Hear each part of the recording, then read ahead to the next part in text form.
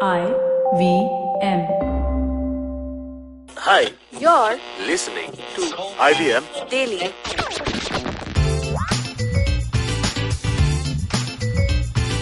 Welcome to a brand new episode of IVM Daily. I am Priyanka and today I have a full house with me. I have Abbas. Hi. I have Alika. Hello. And I have Swati Bakshi. Hello. I'm sorry I just took your last name because it would just sound so much more impactful. Oh my God. I'm Thank trying you. to be creative. Thanks for insulting Such our a last names. fail. Okay, well. Abbas Momin. And Alika Gupta. Thank you. I feel validated now. And Priyanka Ganwani. I know. That's the most impactful of all last Do names. not say your afterthought. Okay, cool. Okay.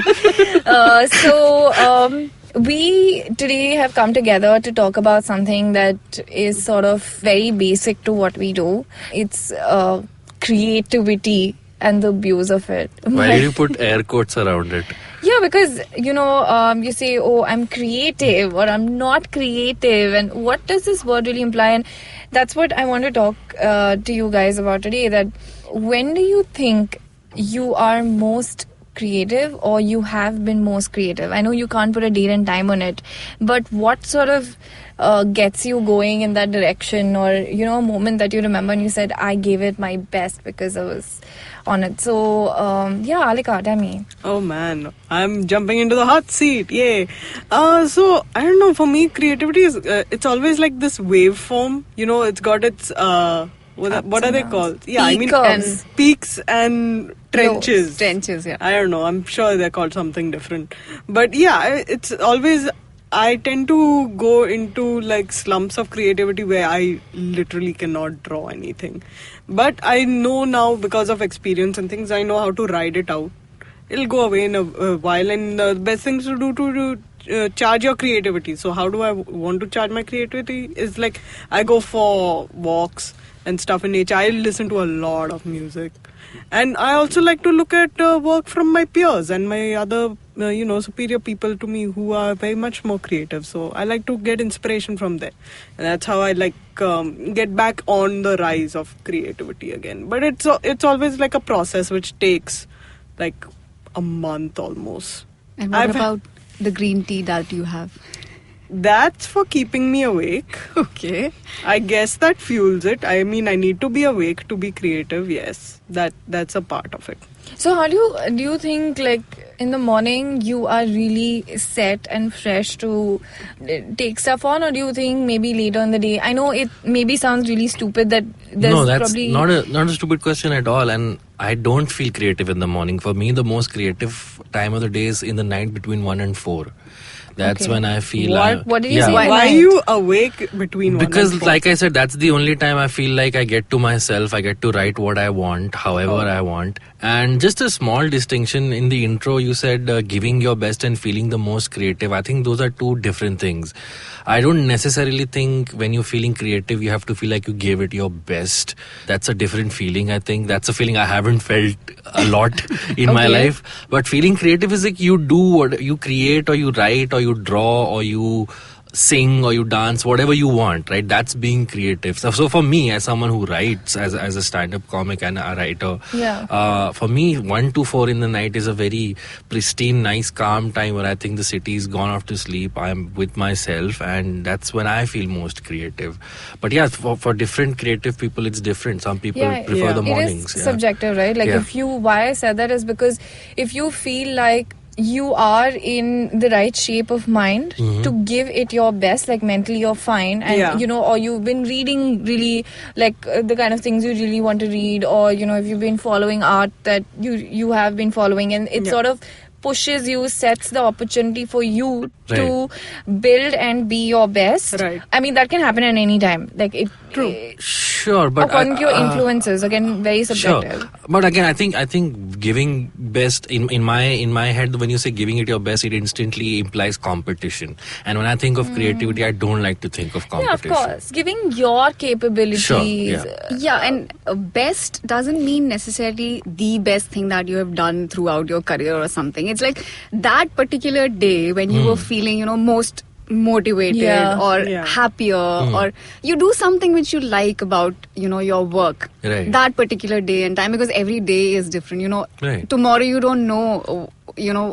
what it is going to be like, and how motivated would you feel, or Right. probably you would not even feel like working tomorrow. So Yeah. that particular day when you're happier, when you Yeah. feel like working or, No, but- but there's an Is it weird that I find this again two separate things, that when I'm feeling super creative, it's a day when I don't usually get anything done, because it's the day I just think idea 1, idea 2, idea 3, idea 4, and then I just write down really rough scribbles of those ideas and I leave it for another day. Yeah. And then on the days I'm not feeling creative, I'm like, okay, let me look at what I have got. Yeah. So these days are the, those are the workhorse days, the kind of days you sort of slog through, but you have the idea, so you can just start building on it. Yeah. So those are like things that I prefer. It's not Yeah. always when I'm most creative, then I'm most productive. Yeah, Right. that's Yeah, a very that- interesting yeah, point, true. right? So you gather yourself, you work on yourself, and do you have things in mind about people in your respective fields, about where you get your creative inspiration from, or people's work that you follow, and the things that they've done to sort of churn out their creative juices? Like, is there any Yeah. such instances, anecdotes, or anything? I think following other artists in your field, I think that's a double-edged sword, because yes, on one hand you are like, you get inspired because you see someone else. On the other hand, you're like, either I'll never be this good, or oh my god, this person has done so much at such a young age. Those are also other kind of Yes. thoughts that you Yeah, have, I feel right? this. So How do you interpret that eventually? So which is why I say, but then also if you, so for example, I follow a lot of artists on social media, right, Twitter and Instagram. So you'll find a lot of artists are very encouraging actually. Like if they do achieve something, they'll always tell you a story of how when they started, it wasn't all very Rosy. candy floss and rosy. Like they had their share of Struggles, struggles as yeah. well. So if you're struggling right now, or if you're someone who is not feeling very creative, that's fine. Eventually it's about doing things slowly and building block by block. So when you see those kind of posts, you do feel inspired to do that. And if this person who I admire is saying that his or her journey wasn't that easy, so then if I'm not finding my journey easy, then it's okay. But getting creative, feeling creative, I think that can come from anywhere. I speak for myself, but many a times I might be in a train and an idea strikes me, and by the time I'm home, I already have a set of jokes about that thing in my head, right? I didn't plan on thinking about them when I got into the train, but it just struck. So I don't know how it works for... Yeah, this is the thing, that when I'm traveling, great time for ideas. Just switch off. Don't look at things outside, or look at things outside, but don't actually see anything. And then, as long as nobody's bothering you on the side, it's like a really good place to get ideas, especially if it's like a long bus ride or a long train ride, because you've got nothing to do. Or you do have things to do on your phone, but you can pretend you don't have a phone. That's fine. And then, it's just that rhythmic movement, which is just continuously going on for a bit. It kind of soothes your mind into this lull, and then your brain starts pumping out ideas. It's the same for me when I go for a walk in the morning. It's a time when I'm feeling pretty good, because I don't have to look at where I'm walking. I don't have to pay attention to my surroundings at all, and I'm usually alone, so it's a really good time for me to, I'm not thinking about getting ideas. I'll just start off with something like, oh, that leaf looks kind of cool. I wonder what I can do with that. It's just a random stray thought which comes into your head. It's almost like an intrusive thought. Just comes in and decides that, oh, this is an interesting seed of an idea. Let's follow it. Okay. Right, what about So you? actually for me, things are a little different here. Actually, I feel the most creative when I'm alone. Not with someone, not talking to anyone. I'm reading or maybe listening to something. And because for me, the process is very, very contextual. Contextual in the sense that it's not separate from the things that have happened in the past. Maybe they've happened yesterday.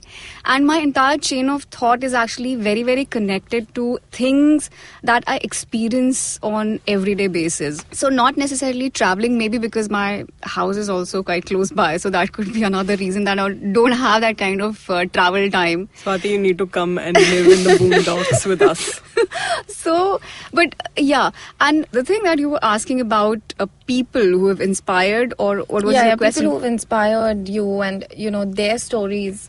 Yeah, so I mostly get inspired by people who have followed their own individual mind. Probably they're not successful, but you get to read those stories in various publications where you come across certain names. On the top of your head. The name that comes to my mind is a very famous person, basically, who I interviewed long back in 2014. I think it was Devanand. He was 88. And when I interviewed him, he told me that story when he arrived in Bombay, the first day, how he felt like to be in Bombay. And how the first Independence Day was like in Bombay. So those were the stories that and he was 88, and I know the kind of work that he did later on, and nobody actually bothered about his presence in the film industry and all those things. But Devanand was one person for me who followed his own mind and heart, and he did whatever he wanted to do, and he was not bothered about the time and space in which he was working. Now, when you see his work and you contextualize his work, you try and understand why and how he was trying to make sense of the time and space in which he was working, but he was actually not making sense to a lot of people in that space. And that's what actually makes me feel inspired, in the sense that whether people are able to make sense of your work, your chain of thought, your thought process or not, you know what you're doing. And that's something creative for me. Maybe it's not that sensible, but that is what I think. Creativity is following the train of thought that your heart takes, basically. Yeah. Okay, so before we proceed, we'll just go in for a quick break and be right back. So this week on IVM, there's a lot to look forward to for our listeners. If you're not following us on social media, please do. We're IVM Podcast on Twitter, Facebook, and Instagram. We have an interview lined up with the young actor Ishan Khattar on Cyrus Says. This conversation is about his foray into acting and living up to high expectations. On Simplified is the 100th episode, which we recorded live at Dulali, featuring guests Amit Verma and Varun Dugirala. And for all of those looking to step into the food and hospitality business, the podcast that should definitely make your priority list is the Kolaba Cocktail. This week, there's an important conversation taking place between Gauri, Pankil, Abhishek, and myself about restaurant investments, who the ideal investor for a restaurant would be, and more. Also catch Paisa Vaisa, where Anupam talks to Prashant Thakur of Anurag Property Consultants about real estate basics like buying, renting, and selling property. On the Vishal Gondal Show, Vishal speaks to Yashraj Akashi, someone responsible for curating the TEDx conference in India. On the Pragati podcast, Pawan and Hamsani are joined by strategic communications expert Soren Dayton to discuss how the ecosystem of Washington, D.C. has changed since Donald Trump became the president. On Puliyabasi, Pranay and Saurabh discuss Pakistan's tryst with the military jihadi complex. We're also looking to hire a producer, a social media intern, and a graphic designer. So write to us at jobs@indusvox.com if you want to come work with us. And with that, let's continue with your show. Welcome back, guys. So there's one thing, when you're working towards a certain goal, okay, or you have a deadline or something like that. Do you think, that may not necessarily be your peak of creativity when, that's when you can probably write best, draw best, or even think of a concept best, just before you have to prep for a particular assignment. So that versus your original capabilities of, that's when I say giving it your best. Right. How do you make sense of both of these things? Oh man, I know about... As someone who has daily deadlines I to know. draw things. Yeah, how do you do justice to the deadline and your own sense of work? This depends on how many deadlines you have.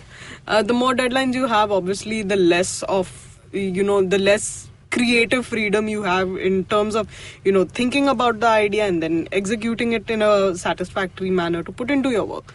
But deadlines can be really good for creativity as well. Yeah, right. Because if you've been given a sensible, decent deadline, then, you can kind of... I don't enjoy working under pressure, but I do realize I work well under pressure. I don't like it because it gives me massive anxiety. It's like, oh God, I have to finish XYZ plus 1, 2, 3 today. But it somehow brings out good work as well. I don't know why though. Yeah, I think it's the common thing. my general perception is that artists are also lazy people. It's just I beg your pardon.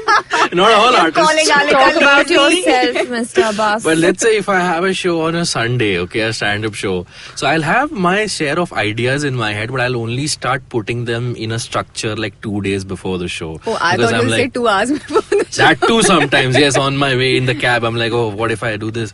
But yeah, that's what I think deadlines make you get off your ass, and if you're lazy, you need that push to at least complete it, do it, and put a structure to something. Yeah, I think creativity just sparks off before the deadline. I think it's don't know why. panic. Panic lights the fire. So now we know the secret of creativity. It's panic which lights the fire of the spark of creativity. So essentially, you may not do your quote-unquote best work for a deadline, but the work that you do would still be worthy, I think. But Alika, you said something about decent, sensible deadline. What is that decent, sensible deadline? I don't know what you're talking about.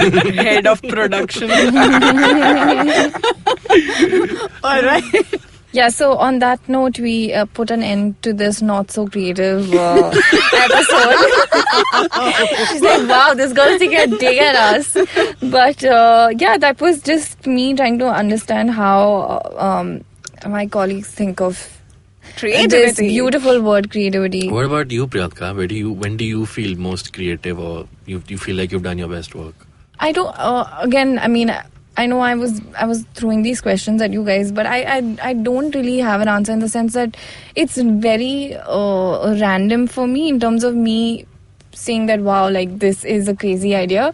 But yeah, when I'm given something and I have to work around it, But I've seen you jumping when you got something right. Yeah, I think you're more project based. I think you need to have a context and a deadline for you to I need to push have a context. push and your then ideas out. when she does something, then she's jumping in the newsroom, in the room. Sorry, not the Not newsroom, guys. We're not a news organization. It's just a room. Yeah, we make news there, but that's okay.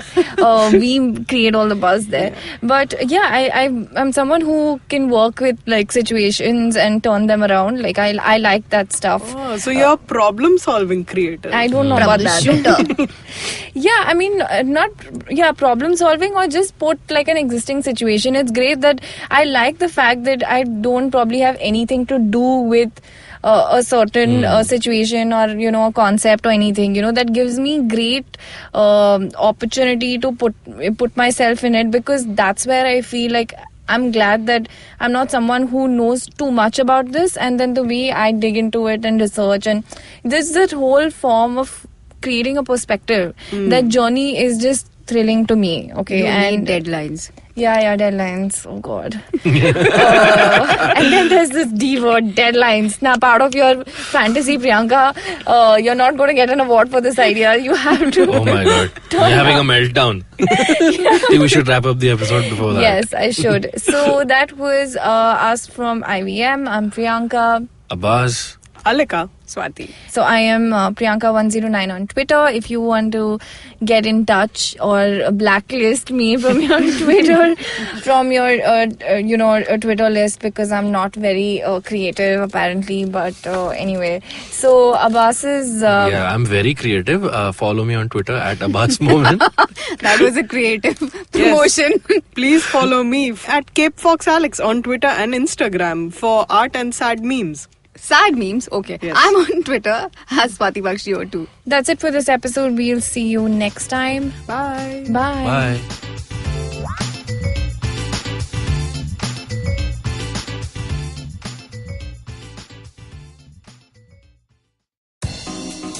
Hi, I'm Vishal Gondal, an entrepreneur. I've had the chance to meet and understand how some of the super achievers have hacked their way to success, and they have done spectacular innovations. Now I take a closer look at these people's lives to find out what lies beneath the force, only on the Vishal Gondal Show. Episodes out fortnightly on Wednesdays on the IVM website, app, or your favorite podcasting platform. Why don't we talk about mental illness? For that matter, we don't even talk about emotional wellness. And if we can't talk about either of these basic, very basic aspects of being human, what do we do when we just feel like something's not right? Hi, I'm Zain. And I'm Avanti. And this is Marbles Lost and Found, the show where we invite conversations about mental health and illness and just get people to talk about it, because it's okay to do so. Catch Marbles Lost and Found every Tuesday on the IVM app, website, or anywhere you get your podcasts from.